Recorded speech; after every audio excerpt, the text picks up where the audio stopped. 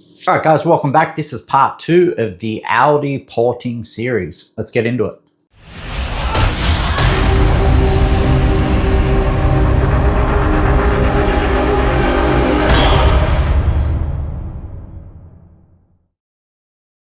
All right, guys, welcome back. And just on our YouTube channel, we had some comments about velocity and flow. Really good to see the engagement there. One of the questions that I wanted to bring to attention was if we sacrifice velocity for flow on a flow bench relative to a boosted engine, is that a good idea? Short answer is no. And the reason for that is boost is nothing but a measurement of restriction. In the intake itself. It doesn't mean boost is getting in the runner. And we've got to remember, this is a Newtonian fluid, so we're dealing with Newton's laws of motion. So something that is stationary doesn't want to move, and something that's moving doesn't want to stop. So that velocity we're actually using to improve the VEs of the engine. The boost is only going to change the density of that air, right? So we need to think about this when we're designing engines, and in fact, you're probably always better to be slightly smaller with boosted engines than slightly larger. And we've done this time and time again with 2Js, RBs, SRs, CAs. We've shrunk the port, seen more horsepower per PSI, earlier boost thresholds, more torque, more horsepower, more everything. And if we just look at raw numbers on the flow bench, so we've done this with 2J, we've done this with RB, where we've taken 300 CFM RB heads or 300 CFM 2J heads, and we've made a smaller port, a more efficient port, again, focusing on the math, not the flow bench. A head that might now do, I think our RB one, they go like 288 on the flow bench. Again, I don't like using flow bench numbers because we're not taking into volumes and CSA. This is why I like the velocity factor of mapping your CSA, because that will tell you the size. And those heads did 40, 50 horsepower more at the same boost on small 500-600 horsepower engines, and we've seen them 110, 115 horsepower and 1,000 horsepower engines, and 150 horsepower and 1,500 horsepower engines. So it's about 10% that we see, just getting the porting right. So there is a big difference. And again, we've done this back to back, working with a lot of shops where they've had CNC heads, and we've supplied just hand ported heads, so they have really good data. And you can see it because we're improving the port efficiency. And port efficiency, so velocity, and this is where people get confused, the turbocharger isn't going to change the velocity of your engine, the velocity of your primary induction length. That is set by piston speed and the amount of volume it needs to offset across this cross-sectional area. This is why we map CSA to know what the airspeed is in there. This is the whole point of these series, is to make you understand that the size is key, not so much what it flows. I can get something at 2 square inches and port it out to 2.1, and it'll make improvements on the flow bench. But if I put that back on that engine and the math says it needs 2 and now it's got 2.1, it won't horsepower and it won't RPM. And with turbo cars, what you'll even see is it'll chase RPM. And the other thing was velocity. Someone asked about velocity.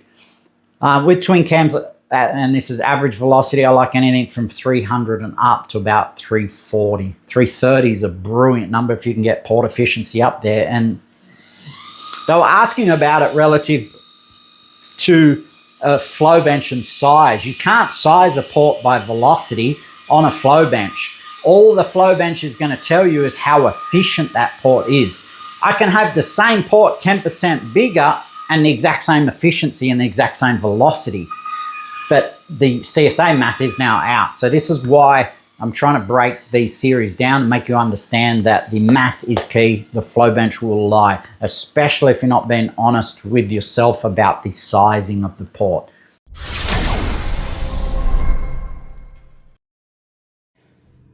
All right, guys, we've flipped it over. We did the bowls. Now we're just doing the floor and pulling some meat out of the divider. That's getting there now. We've also shrunk the inside radiuses slightly.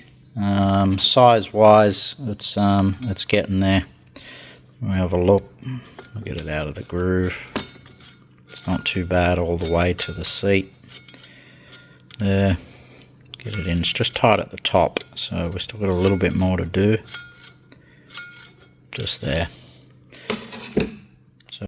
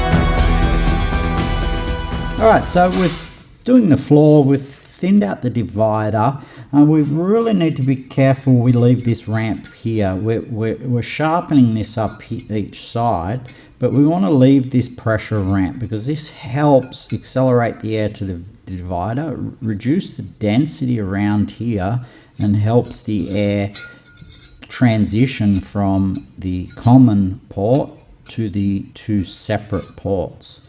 So both the roof and the floor we want to clean, but we don't want to remove this. We want to bring this edge up, just roll that slightly, roll this edge slightly, sharpen this up in the center to improve this transition.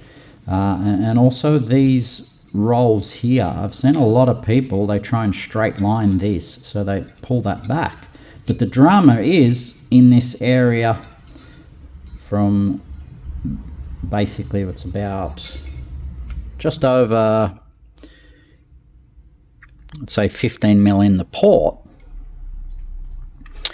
is if we straight shot that to the bowl or whatever, we've actually added a dead area in the port. So we don't want to do that. What we're trying to do is balance the cross-sectional areas, and this is where I see a lot of people getting into trouble porting.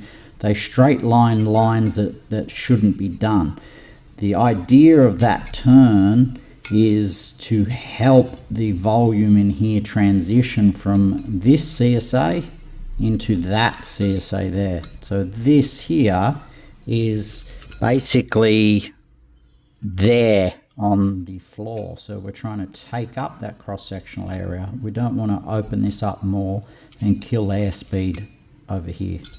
So very important to understand what these shapes are doing.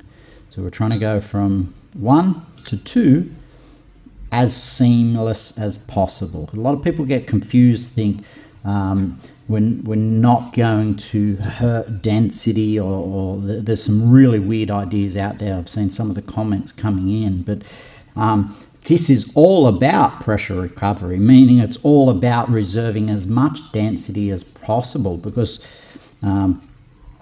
inertia and mechanisms we know, because this is a timed event. It's not a constant flowing port, and this is where think of air like a slinky. It is really, really springy, and you'll pull it apart and it won't recover. And that's where we get down to pressure recovery. That's where we start looking at our discharge coefficients and how well we can push air through this port and recover it. But yeah, these are the areas, guys, and this is what we need to concentrate on. The better the transition, the better the density recovery, the better the VE profile. VE can be misleading because people aren't looking at the density factor of VEs. They're just looking at a volume, not how it actually happens. And to help you understand our charge density here when our wave peaks before the valve shuts can be as high as 3 or 4 psi on an NA engine. So there is massive density variations in the port constantly happening, and that's what we're trying to manage to make an efficient port. So really think about it, air as like a slinky. It takes time for the signal to go from the bell to the valve seat. It takes time for the air to catch up. So sudden changes pull on that air will actually pull the density out of the air, and it won't catch up in time. And again, we see this even on a flow bench. When you start seeing good CFM numbers, generally that means we've got a better velocity gradient, especially if you start getting into efficiency calculations and CSA versus flow. And this is where I say that the math won't lie, but the flow bench will. So use the math and use the flow bench to establish or confirm what you already know.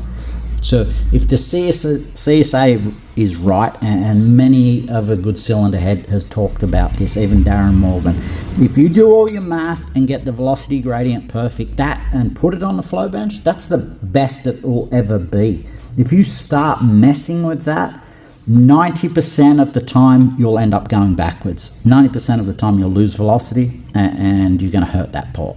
So this is why I say to you, and this is why we're doing these series based on size. Size is everything. Size drives the velocity. The velocity drives the inertia, or the inertia supercharging that we're needing to improve the volumetric efficiency to make horsepower.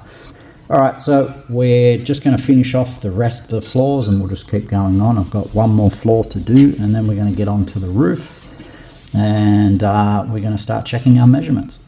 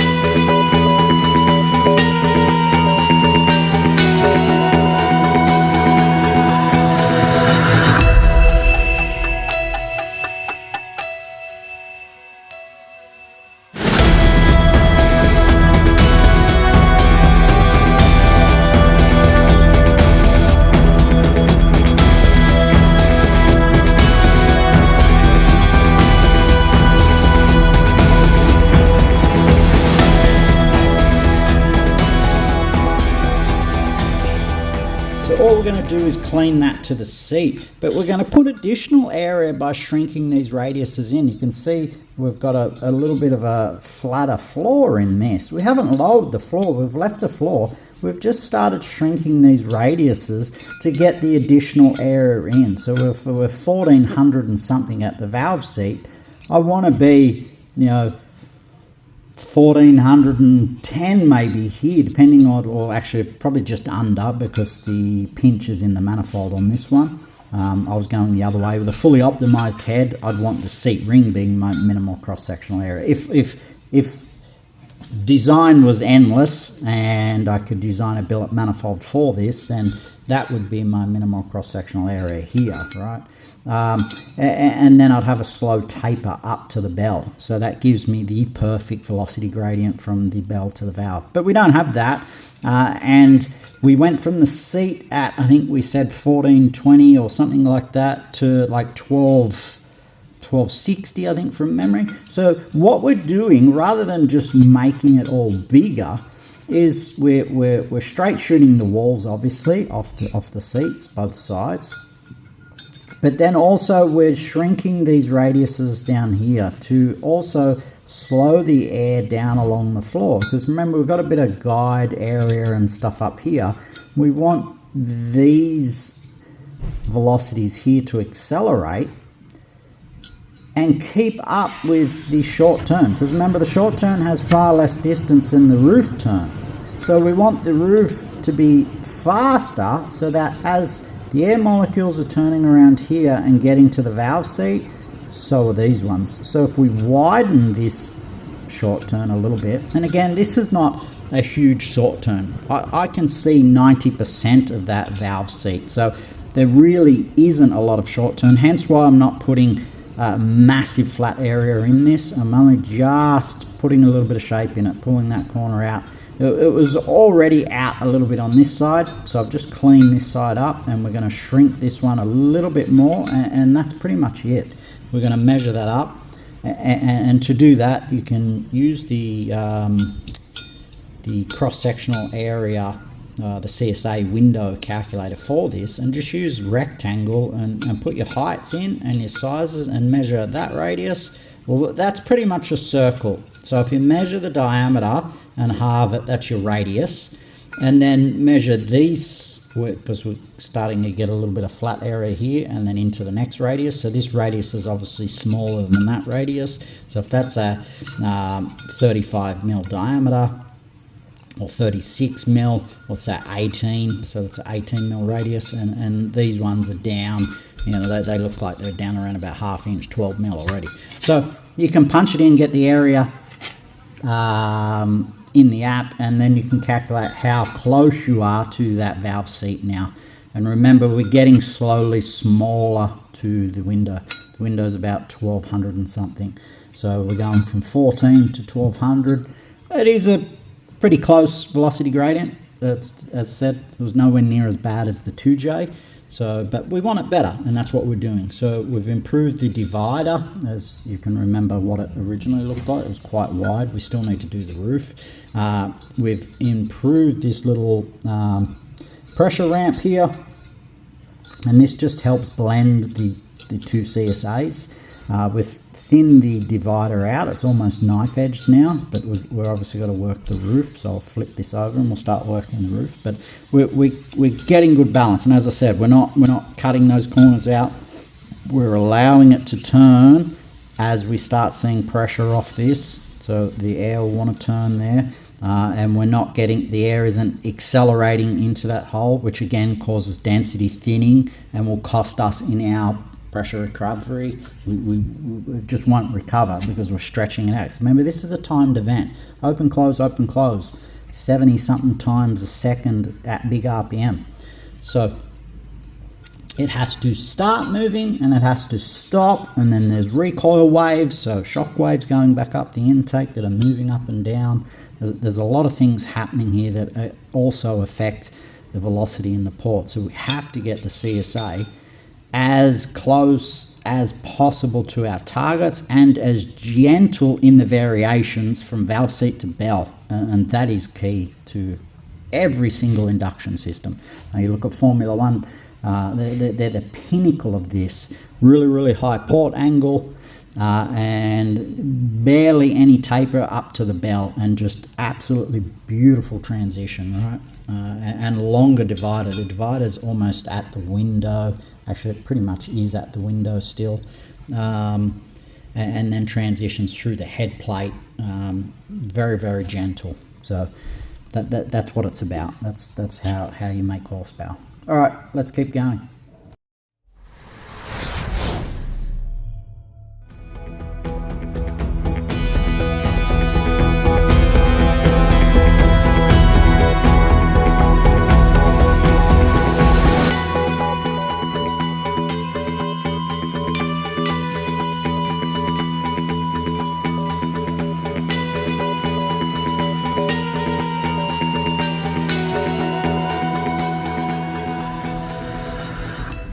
All right, so that's all we're going to do for this now. We're just going to rough that out because we've spoken to the customer and he's actually going to get rid of the turbulent plates that go in these Audis, because sometimes they do break and end up in the motor. They can make a little bit more horsepower with plates in them with the with especially alcohol fuel. So it's going to be AD5 with an ejector here. It splashes on the plate, tends to break them up a little bit, but we're going to block them off. So we're just waiting for some splash guard coming in. If that's something you want to see, let us know, and we can do a video on how we install, or what would the word be, how we basically fill these up and shape them. So that's something I can go through. But this is all we're going to do for now. We've improved the transition really well. Again, we're not going to take this out. Don't start flattening this. As you can see, you can still see the cast number in it. I've just cleaned over the top of it just to take the casting off. And if anything, I'm going to make this a little lower here just to get a better turn into that section. Same with this side. But I'm not going to go any further as yet. I'm going to come back to this because, as I said, we want to bog these up. And we're going to do it with some splash guard. And that's a 2-part epoxy that we're going to put in there to fill those little holes, and then we can port the rest of it and then shape a little bit more. So we're just going to go along and do each one now to that stage.